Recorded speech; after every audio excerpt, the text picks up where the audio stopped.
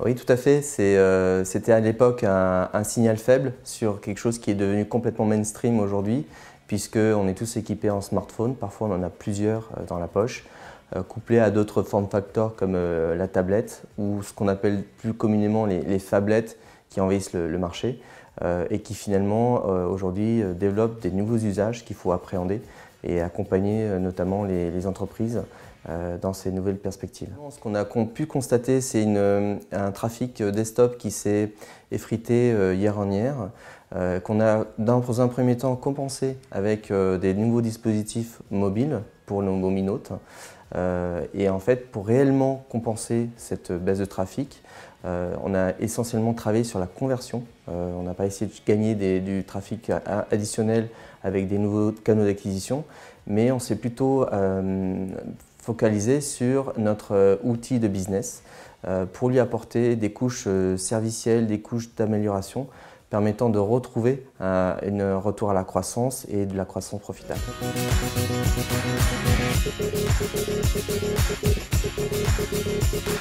Alors j'ai lancé Digital BizDev pour plein de raisons. La première, c'est que j'ai commencé à vouloir depuis longtemps à partager le fruit de mes veilles à travers mon blog, à travers ma thèse professionnelle, à travers mon premier livre sur le marketing mobile, suivi du livre sur le M-commerce, à intervenir dans des écoles de commerce et aussi à faire ponctuellement des petites missions.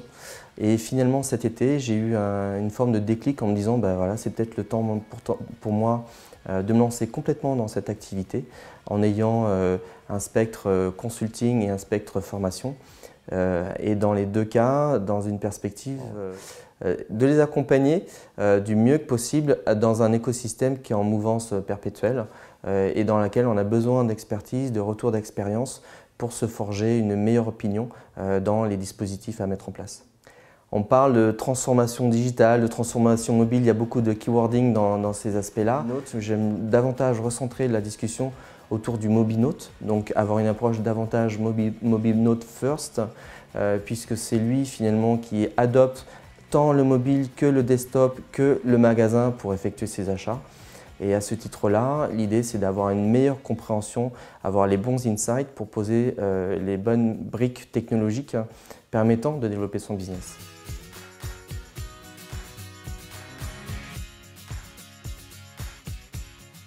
Effectivement, il y a une véritable fracture numérique qui s'est installée, malheureusement. Pour certains, ça a été un avantage concurrentiel, puisqu'ils se sont lancés avant d'autres. Et on a de beaux exemples, de beaux arbres qui cachent une forêt d'acteurs qui ne sont pas équipés, qui n'ont pas développé les éléments permettant d'accompagner de façon nouvelle ses clients, ses prospects. C'est pour ça que, de mon point de vue, il y a une énorme opportunité pour faire de l'accompagnement, du consulting auprès de ces sociétés et apporter aussi ce côté formateur pour aussi accompagner l'ensemble de la chaîne de valeur au sein de l'entreprise. Donc il y a plein de perspectives qui sont actuellement en cours de discussion autour de la réalité augmentée, de l'intelligence artificielle et d'autres.